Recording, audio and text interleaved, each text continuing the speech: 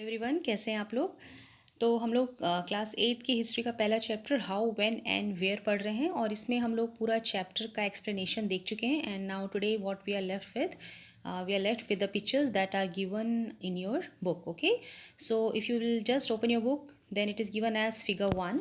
ठीक है, तो फिगर 1 में आप देखेंगे तो यहाँ पे एक पिक्चर दे रखी है। ओके, सो इस पिक्चर को आप देखिए ध्यान से। तो इस पिक्चर के बारे में इन्होंने जो भी आपको यहाँ पे मेंशन किया है, एक्चुअली पिक्चर पढ़नी देखनी हमको समझने से ज़रूरी होती है because it clears special event, okay, which a historian wants to show to you. ठीक है, यानी ये एक हिस्टोरियन के व्यू से आपको दिखाया गया है और अगर आपको ये आप इसको समझते हैं तो आपको बहुत कुछ समझ में आ जाएगा कि एक्चुअली वो आपसे कहना क्या चाहता है। ठीक है, तो यहाँ पे जो आपके फिगर 1 है, what they are giving as that Brahmanas are offering the Shastra to Britannia, that is the symbol of British power. Okay, तो यहाँ पे जो आपके ब्राह्मण्स हैं ये अपने शास्त्रास, ठीक है, ये अपने शास्त्रास जो हैं वो ब्रिटानिया को दे रहे हैं। ठीक है, अभी ब्रिटानिया कौन है मैं आपको आगे भी बताऊंगी। Frontispiece to the first map produced by James Rennell of 1782। ठीक है, अभी ये जो पहला मैप बनाया गया था, ठीक है, ये जो 1782 में जेम्स रनल के द्वारा तैयार किया था। ठीक, तो इसमें जो है ये जो रनल साहब जो हैं ये कौन थे, ये एक्चुअली एक ब्रिटिश जियोग्राफर और हिस्टोरियन थे और इन्होंने ही बंगाल का सबसे पहला एक एक्यूरेट मैप तैयार किया था उस टाइम। तो ये Robert Clive, okay, so Robert Clive was the first British governor of Bengal. So he has asked Rennell to produce maps of Hindustan. जैसे कि आप पढ़ चुके हैं चैप्टर में कि ब्रिटिश ये समझते थे कि भाई अगर हमको इस देश पे प्रॉपरली शासन करना है, अच्छे से अपनी पकड़ मजबूत करनी है, तो हमको इस देश के बारे में सब कुछ पता होना चाहिए। ठीक है, तो इसीलिए जो है रॉबर्ट क्लाइव इन्होंने इनको कहा कि आप जो है हिंदुस्तान का मैप बनाइए। And he was an enthusiastic supporter of British conquest of India. और ये जो है मतलब ब्रिटिश साम्राज्य के बहुत बड़े हितैषी थे, उनको सपोर्ट करते थे। And Rennell saw preparation of maps as essential to the process of domination. तो जो रिनल साहब थे, जो जोग्राफर थे, ये भी सोचते थे कि मैप्स का बनना बहुत ज़रूरी होता है, क्योंकि अगर आप मैप्स तैयार करेंगे उसके बाद ही आप जो है प्रॉपरली इंडिया के ऊपर डोमिनेट कर सकते हैं। So the picture here tries to suggest that Indians willingly gave over their ancient text to Britannia. ठीक है, तो जैसे कि हमने पढ़ा था चैप्टर में कि जो हिस्टोरियंस थे, ब्रिटिश हिस्टोरियन, तो वो जब हिस्ट्री रिप्रेजेंट करते थे वो अपने व्यू से करते थे, यानी अपने ही लोगों का महिमा मंडन करना, उनका बखान करना कि भाई हमारे गवर्नर जनरल ने किस प्रकार से शासन किया, उनकी पॉलिसीज़ क्या थी, प्लान्स क्या थी, एक्टिविटीज़ क्या थी, उनका पूरा जीवन, बायोग्राफीज़, यही सब उनकी हिस्ट्री थी। ठीक है, तो अभी ये पिक्चर जिन्होंने ड्रॉ करी है, तो इसमें जो ये दिखाने की कोशिश कर रहे हैं कि जो भारतीय हैं वो अपनी मर्ज़ी से जो अपनी पुरानी जो शास्त्र हैं, जो उनकी एक संपत्ति है, ठीक है, वो ब्रिटानिया को दे रहे हैं।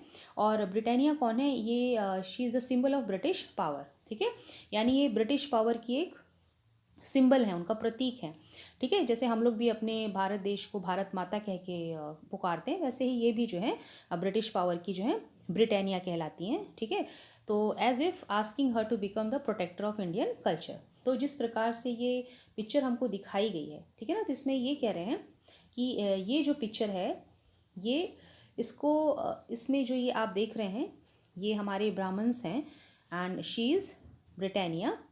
तो ये अपने जो शस्त्र हैं ये इनको विलिंगली दे रहे हैं, विलिंगली मतलब अपनी मर्जी से दे रहे हैं। और इनको ये आप इनके पोस्चर को देख सकते हैं किस प्रकार से झुके हुए हैं। ठीक है, तो जब भी ब्रिटिश कोई पिक्चर वगैरह ड्रॉ करवाते थे तो वो इसमें हमेशा इंडियंस को इन्फीरियर दिखाने के लिए और ख़ुद को सुपीरियर दिखाने के लिए पिक्चर्स बनवाया करते थे। ठीक, तो यहाँ पे इनको झुका हुआ, दीनहीन और असहाय अवस्था में दिखाया, बेचारे कितने गरीब हैं, कितने परेशान हैं। ठीक है, और ये जो है प्रॉपरली अपना एक अच्छे से एक रॉयल ड्रेस में खड़ी हैं और इनसे ऊपर इनका पोजीशन है। Okay, just see okay how she is standing and how they are standing. ठीक, तो ये अपना इनको शास्त्र दे रहे हैं और कह रहे हैं कि हमारी जो संस्कृति है आप प्लीज़ अब इसको ले लीजिए, अब आप ही इनकी सुरक्षा कीजिए। ठीक है, तो ये इस पिक्चर के द्वारा दिखाया गया। अंडरस्टूड। अब आई होप आपको समझ में आया होगा।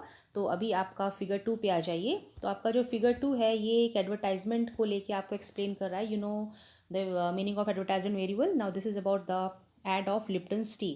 ठीक है। अभी भाई आपके टाइम में जैसे रेड लेबल आ गई है और तमाम तरह की चीज़ें आ गई हैं, ठीक है, माज़ा प्रीमियम जो भी है, तो ये जो उस टाइम की लिप्टन टी चलती थी तो उसमें इसका ऐड दिया हुआ है, ठीक है। तो यहाँ पे आप देख सकते हैं कि कुछ यहाँ पे बहुत ज़्यादा एक रॉयल तरीके से रिप्रेजेंटेशन किया कर रखी है। तो इसको हम पढ़ेंगे इन्होंने क्या बताने की कोशिश की आपको यहाँ पर। सो एडवर्टाइजमेंट्स हेल्प क्रिएट टेस्ट, ठीक है। तो एडवर्टाइजमेंट का काम क्या होता है, जैसे आपने सिविक्स में पढ़ा होगा कि एडवर्टाइजमेंट के द्वारा हमको मार्केट में क्या प्रोडक्ट आ रहा है, वो कैसा है और आपको क्यों खरीदना चाहिए, इसके बारे में हमको इन्फॉर्मेशन दी जाती है, ठीक है। तो जिसको जो पसंद होता है वो हिसाब से अपना जाके मार्केट से चीज़ों को लेता है। So old advertisement help us to understand how markets for new products were created and new taste were popularise, ठीक है। तो यहाँ पे एडवर्टाइजमेंट के द्वारा जो है नए नए बाजार तैयार होते थे, नए नए सामानों को बेचने के लिए और लोगों को नए प्रकार के टेस्ट से इंट्रोड्यूस किया जाता था, ठीक है। So this 1922 advertisement for Lipton T suggest that royalty all over the world is associated with this T. यानी देखिए चाय के साथ इन लोगों ने किसको जोड़ा है, रॉयल्टी को जोड़ दिया। मतलब ये जो चाय पीते हैं वो शाही होते हैं, ठीक है, बड़े बड़े लोग होते हैं। So in the background you see the outer wall of an Indian palace while in the foreground seated on horseback is the third son of Queen Victoria of Britain, Prince Arthur, who was given the title Duke of Connaught, ठीक है। तो अब ये आपको इस picture के बारे में बता रहे हैं कि आप इस पिक्चर को देखेंगे तो यहाँ पे एक इंडियन पैलेस की फ़ोटो दे रखी है पीछे की तरफ, और सामने आप देखेंगे तो यहाँ पे घोड़े पे एक आपकी जो रानी थी विक्टोरिया, उनके तीसरे नंबर के पुत्र थे आर्थर, प्रिंस आर्थर। तो उनको जो है ड्यूक ऑफ कनॉट की उपाधि से नवाजा गया था। वो जो है मतलब ये घोड़े पे बैठे हैं। तो ये आपको ये दिखाने की कोशिश की जा रही है कि इस प्रकार के जो शाही लोग हैं वो इस चाय को पीते हैं, ठीक है। तो इस प्रकार से इस टी का इन्होंने यहाँ पे एडवर्टाइजमेंट शो किया है, right. Now let's move to figure 3। You can see a picture here. ये पिक्चर जो है आपके गवर्नर जनरल की है, जो कि पहले गवर्नर जनरल थे, ओके। तो इसमें देखिए वॉरेन हेस्टिंग्स हैं ये, who became the first governor general of India in 1773, ठीक है। तो इसमें इनके बारे में क्या कहा जा रहा है, while history books narrated the deeds of governor generals, biographies glorified them as persons and paintings projected them as powerful figures, ठीक है। तो हिस्ट्री की जो इतिहास की किताबें आप उठाएंगे जो कि मोस्टली ब्रिटिश हिस्टोरियन के द्वारा लिखी गई, तो उन्होंने अपने गवर्नर जनरल्स की डीड्स यानी उनके कारनामों, मतलब उनके हिसाब से उनके बहुत ही अच्छे कार्य थे उनको उन्होंने बताया, उनके जीवनी के बताया, मतलब उनको ग्लोरीफाई किया यानी उनका महिमा मंडन किया। और जो पेंटिंग बनाई, पेंटिंग उनको बहुत ज़्यादा पावरफुल फिगर के रूप में दिखाया गया कि मतलब कितने ज़्यादा वो सब महान थे, ठीक है। तो आप इस पिक्चर को देख सकते हैं, okay. So now let us come to your next is your reports, okay. Source 1, इसको आप देखिए, ये जो रिपोर्ट्स तैयार की जाती थी, जैसा हमने देखा था source of information of history, कि भाई हमें हिस्ट्री की जो भी जानकारी मिलती है वो मिलती कहाँ से है। तो उसमें हमने जो एक सोर्स देखा था वो था आपका एडमिनिस्ट्रेशन प्रोड्यूसेस रिकॉर्ड्स, ओके। तो यहीं पे आपको एक एग्जांपल दे रखा है, ठीक है, एक जो रिपोर्ट है जो कि होम डिपार्टमेंट को भेजी गई है, राइट। तो इसको हम लोग पढ़ते हैं अभी। So in 1946, the colonial government in India was trying to put down a mutiny that broke out on the ships of the Royal Indian Navy, right? So in 1946, ठीक है, 1946 में जो है ब्रिटिश काल में क्या हुआ था कि आपकी रॉयल इंडियन नेवी में एक छोटा सा विद्रोह हो गया था, ओके। तो यहाँ पे एक रिपोर्ट तैयार की गई जो कि अलग अलग डॉकयार्ड से भेजी गई, ठीक है ना। जहाँ जहाँ भी विद्रोह पैदा हुआ था वहाँ के जो ऑफिसर्स थे उनके द्वारा ये रिपोर्ट जो है वो होम डिपार्टमेंट को सेंड की गई थी। तो ये कैसे जो है रिपोर्ट्स आपकी तैयार होती थी उसका आपको यहाँ पे एग्जाम्पल दे रखा है, ओके। तो so the first report has gone from Bombay. So arrangements have been made for the army to take over ships and establishment. Royal Navy ships are remaining outside the harbor. ठीक है, तो यहाँ पे इन्होंने information दी है कि जो है इस प्रकार के बंदोबस्त कर दिए गए हैं ताकि जो हमारी आर्मी है वो शिप्स को उसने टेक ओवर कर लिया है, यानी विद्रोह पे उन्होंने काबू पा लिया है। और जो हमारी जो शिप्स हैं वो सब जो है हार्बर के बाहर है, राइट। फिर कराची से रिपोर्ट गई है कि 301 mutineers are under arrest and a few more strongly suspected are to be arrested, ठीक है। And all establishments are under military guard, यानी सब कुछ ठीक ठाक है। यहाँ पे 301 विद्रोहियों को जो है गिरफ्तार कर लिया गया है और बाकी जो है उनको भी हम लोग बहुत जल्दी पकड़ लेंगे और सिचुएशन सारी जो है वो मिलिट्री के अंडर में है, ठीक है, सब कुछ हमारे कंट्रोल में है।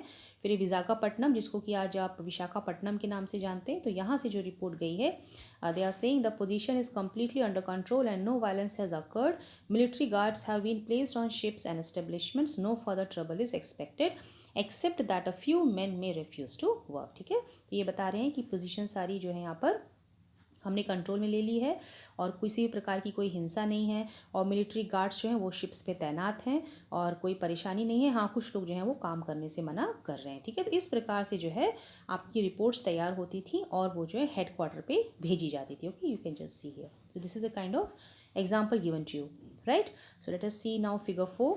तो फिगर 4 में आप देखेंगे, so this is a figure of a national archives of India came up in 1920। ठीक, तो 1920 में जो है इंडिया का जो है राष्ट्रीय आर्चीव बनाया गया था। And so when new Delhi was built, the national museum and the national archive were both located close to the viceregal palace. This location reflects the importance these institutions had in British imagination. ठीक है, तो अभी जब नई दिल्ली बनी थी तो वहाँ पे जो नेशनल म्यूज़ियम और नेशनल आर्चीव्स थे वो कहाँ पे थे। इसमें सबसे इंपॉर्टेंट चीज़ जो हमको नोटिस करनी है वो ये है कि जो म्यूज़ियम और आर्चीव्स थे वो थे कहाँ, वो विसिग्रल पैलेस में के आसपास थे। विसिग्रल पैलेस मतलब जहाँ पे हमारा राष्ट्रपति भवन है आज, उस वक्त उसको वाइसरेगल पैलेस कहा जाता था। यानी उस वक्त वहाँ पे वाइसरॉय रहा करते थे कॉलोनियल पीरियड में। वाइसरॉय का मतलब ये होता है कि जैसे वाइसरॉय यानी जो राजा की तरफ से आता है, यानी जो कि ब्रिटिश साम्राज्य की तरफ से आया था इंडिया में शासन करने, जो कि इंडिया में ब्रिटिश राजा को रिप्रेजेंट करता था, उसको वाइसरॉय कहते थे। तो उसके पैलेस के आसपास ही नेशनल आर्चीव और म्यूजियम को बनाया गया ताकि वो कभी भी किसी प्रकार का कोई रिकॉर्ड मांगे तो उसको आराम से उपलब्ध कराया जा सके। Okay, this is the importance of this figure, right. So this is your figure. Now let us come to here figure 5। तो फिगर 5 में आप देख सकते हैं यहाँ पे एक पौधे की तस्वीर दे रखी है। ठीक है, तो आपको जैसे पता है कि लोग क्या करते थे, आपके ब्रिटिश सर्वेस करते थे। सर्वे में बोटेनिकल सर्वे, जूलॉजिकल सर्वे, आर्कियोलॉजिकल सर्वे और दुनिया भर के सर्वेस किया करते थे। तो यहाँ पे एक देखिए, botanical gardens are natural history museums established by the British, collected plant specimens and information about their uses. Local artist were asked to draw pictures of this specimens and historians are now looking at the way such information was gathered and what this information reveals about the nature of colonialism. ठीक है, तो ये जो है British इस प्रकार के specimen नमूने इकट्ठे करते थे पौधों के, और जो वहाँ के लोग थे ड्रॉ करने वाले, जो लोकल आर्टिस्ट थे, ठीक है, उनको कहते थे इसकी पिक्चर बनाने के लिए, और फिर वो क्या करते थे, उसको स्पेसिमन वगैरह जो है उनको भेजा करते थे इसके बारे में सर्वे करने के लिए, एक्चुअली है क्या चीज़, किस चीज़ का पौधा है, ठीक है, और वगैरह वगैरह जो भी उनको जानकारी चाहिए वो इस प्रकार से इससे गैदर करते थे, right. So now see figure 6। So in figure 6 you see a kind of surveys going on. Okay, mapping and survey operations in progress in Bengal. A drawing of James Prinsep 1832, right. तो ये जो है ये James Prinsep ने बनाई है, 1832 में बनाई थी, जबकि एक सर्वे किया जा रहा था। So note all the instruments how they were used in surveys and placed in the foreground to emphasis the scientific nature of the project. ठीक है, आप देख सकते हैं यहाँ पे टेलीस्कोप है, तो यहाँ पे स्टूल्स वगैरह लगी पड़ी हैं, दुनिया भर के जो तमाम इंस्ट्रूमेंट्स हैं, ठीक है, यहाँ पे लोग कैसे काम कर रहे हैं, तो ये सब प्रॉपर एक मैपिंग कर रहे हैं, सर्वे कर रहे हैं, कहाँ पे, बंगाल में, right. So now here source 2 we can read here, not fit for human consumption. ठीक है, so newspaper provides accounts of the movements in different parts of the country. Here is a report of a police strike in 1946. ठीक, तो अभी यहाँ पे एक report दी गई है जो कि 1946 में तैयार की गई थी, जहाँ पे कुछ वाले लोगों ने, पुलिसमैन ने स्ट्राइक कर दिया था। तो क्यों किया था उन्होंने, actually more than 2000 policemen in Delhi refuse to take their food on Thursday morning as a protest against their low salaries and the bad quality of food supply to them from the police lines kitchen. ठीक है, तो यहाँ पे जो police के लोग थे, तकरीबन 2000 जो दिल्ली में काम करते थे, तो उन्होंने खाना लेने से मना कर दिया, क्योंकि उनका कहना ये था कि ये जो खाना बहुत ही ज़्यादा लो ग्रेड का है, ख़राब खाना है, इनकी क्वालिटी अच्छी नहीं है।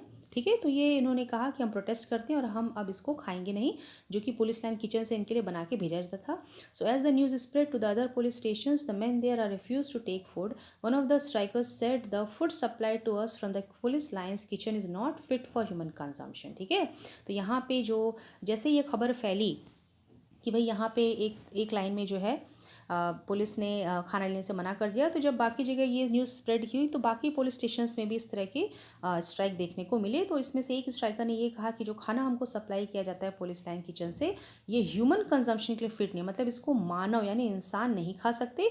Even cattle would not eat the chapatis and dal which we have to eat, मतलब यहाँ पे जो दाल रोटी दी जाती है वो उसको जानवर भी नहीं खा पाएंगे, तो हम लोग इसको कैसे खा सकते हैं। ठीक है, तो एक स्ट्राइक हुई थी, तो उसकी रिपोर्ट आपको दिखाई गई है जो कि न्यूज़पेपर ने प्रिंट की थी। ओके, सो हियर न्यूज़पेपर यानी जो न्यूज़ इस प्रकार से दिखाया जाता था। अब फिगर 7 पे आप आ जाएंगे, तो फिगर 7 आप देखिए। Now this is about a rebel. Rebel यानी आपका जो कहा जाता है 1857 का जो एक क्रांति हुआ था।